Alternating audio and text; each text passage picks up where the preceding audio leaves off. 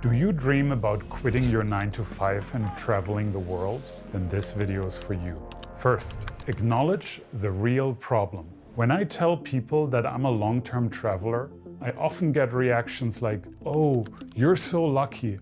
I wish I could do what you do." The truth is, you can. It's fairly easy, at least on a technical level. The real problem is fear. Second, financial fears. The first kind of fear is about financial instability. People want to know exactly how they are going to earn while on the road. They want to have a master plan that removes all financial uncertainties. But this is not how it works. The reality is, you start traveling, then you figure out the details. And yes, during the first few years, it will be messy. You will work long hours as a freelancer, barely getting paid, while having to take on terrible projects. But if you keep at it, better projects will come your way. Your financial situation will improve. You will even be able to build a financial cushion. I've seen it hundreds of times. Those who take the plunge get rewarded. Those who insist on the perfect plan never do it. Third, status-related fears.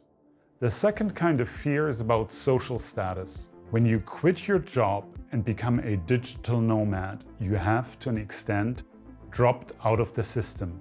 You are saying no to climbing the corporate ladder. This idea is both exciting and scary. It's exciting because we all hate our soul-sucking 9 to 5s. But at the same time, it's scary because it's the only model we know. From an early age, you were conditioned to find a good job. That's what your parents told you to do, that's what all your friends did. Now you are deviating from this standard path, and that feels like you're throwing it all away. What if you don't like being a long-term traveler? What if it turns out to be a crackpot idea? I say, don't sweat it. First, you do have some wriggle room. If after a year of traveling you decide that this is not your thing, just go back to the rat race. Explain it to your next employer as a sabbatical. If anything, it will make you stand out. Second, adopt a broader perspective. You might be worried about looking like a dropout in the eyes of the world now, but give it a few more decades and the roles will be reversed. At the end of their lives, everybody regrets not having had enough adventures. If you like this video so far, please consider subscribing to my channel. This will help me build my reach and produce more videos like the one you're watching. It's just a click, but for me it makes a big difference. Thank you. Fourth, how to get started.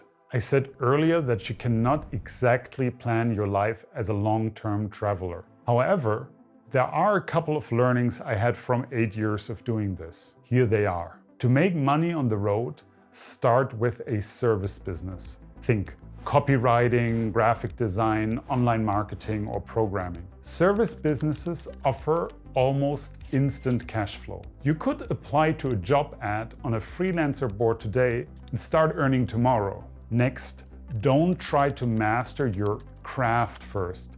Take on a crappy, underpaid project, then figure out what you need to know as you go. Once you know a little bit more, you'll score more interesting, better paid projects. But now the projects will be more demanding, so you need to study up again. That's the game. Understand that initially you will work mostly for amateur entrepreneurs and small agencies. These don't pay well. To make real money, you need to transition to direct clients. With a direct client, you can realistically charge $80 to $150 per hour. At this stage, you can make as much or more as you did in your corporate career. How do you find direct clients? By doing cold outreach. You send out 100 to 200 emails and then follow up 3 to 4 times per client. A typical conversion rate is 2%. Here are some business models you should initially stay away from. Content creation, blogging, vlogging, social media, e-commerce, coaching. Don't get me wrong, these can be great models. I'm doing content creation and coaching right now. They're just not good business models for a beginner traveler, as cash flow takes too long. Save them for later. This, in essence, is how you become a digital nomad. Do what I just told you and you can be out of your 9 to 5 in 6 months from now. Do you have questions about this process? Let me know. I will do my best to answer them in the comments.